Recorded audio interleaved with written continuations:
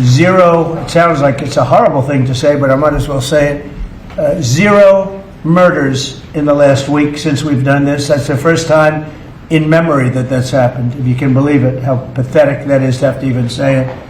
And I'm tired of listening to these people say how safe it was before we got here. It was unsafe, it was horrible, and Mayor Bowser better get her act straight or she won't be mayor very long, because we'll take it over with the federal government, run it like it's supposed to be run. The numbers were horrible.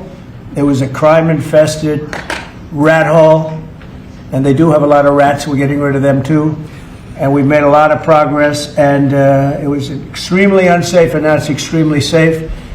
We had virtually no crime. The number was down 87%, and I'm trying to figure out where was the 13%, because I don't think it existed. The National Guard has been unbelievable, and they're working with the police. I really am honored that the National Guard has done such an incredible job working with the police. And we haven't had to bring in the regular military, which we're willing to do. We have to. And after we do this, we'll go to another location, and we'll make it safe also. We're going to make our country very safe. We're going to make our cities very, very safe. Chicago's a mess. You have an incompetent mayor, grossly incompetent. And we'll straighten that one out probably next. That'll be our next one after this. And it won't even be tough. And the people in Chicago, Mr. Vice President, are screaming for us to come. They're wearing red hats, just like this one. But they're wearing red hats. African-American ladies, beautiful ladies, are saying, please, President Trump, come to Chicago. Please.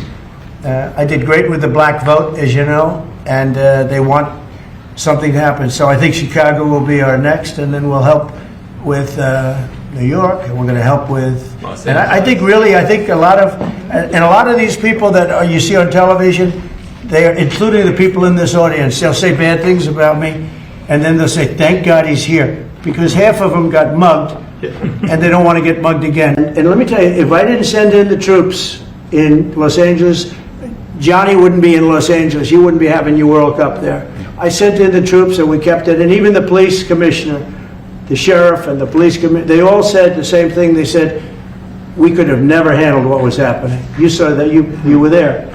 He said, we could have never handled what was happening. And then you hear Gavin Newsom, after it's all quelled, you hear Newsom get up and said, we could have done this for ourselves. No, they couldn't have. And if they could have, I wouldn't have taken the chance either.